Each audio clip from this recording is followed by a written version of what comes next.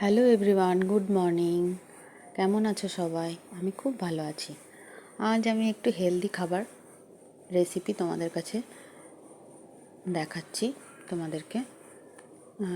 মাঝে মাঝে খুব হালকা খেতে ইচ্ছা করে, আজকে তাই একটু চিকেন স্টু বানাবো। কদিন নিরামিষ গেল, তারপর চিকেন স্টুটা আমি আমার স্টাইলে করে তোমাদেরকে দেখাবো।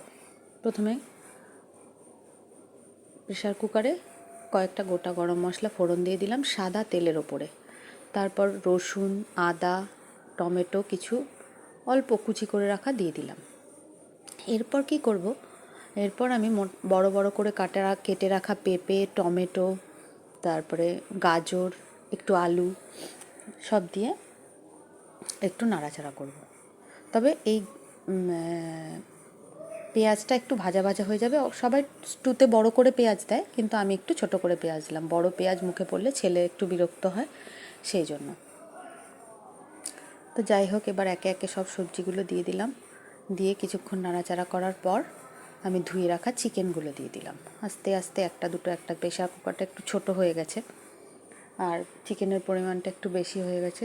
তা হোক, আমি আস্তে আস্তে এগুলো নাড়াচাড়া করলাম। একটু মজে গেলে তখন আমি দিয়ে দিলাম জল।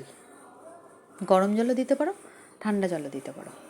হ্যাঁ, তারপর আমি আমার বাড়িতে বানিয়ে রাখা একটু ধনে আর গোলমরিচ গুঁড়ো করা থাকে, সেটা একটু দিয়ে দেব, এই হাফ টিস্পুনস মতো দিয়ে দিলাম। দিয়ে তারপর ফুটতে থাকলো।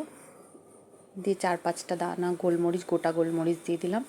দিয়ে দিলাম ঘরে বানানো একটু বাটার দিয়ে প্রেশার কুকারটা বন্ধ করে 3টে সিটি মারলাম। তারপর কিছুক্ষণ রেস্টে রেখে দিয়ে তারপর কুকারটাকে খুললাম। এই দেখো ফাইনাল লুক আমার স্টু। মাংসটা ভীষণ সুসেদ্ধ হয়ে গেছে আর খেতে ভীষণ টেস্টি হয়।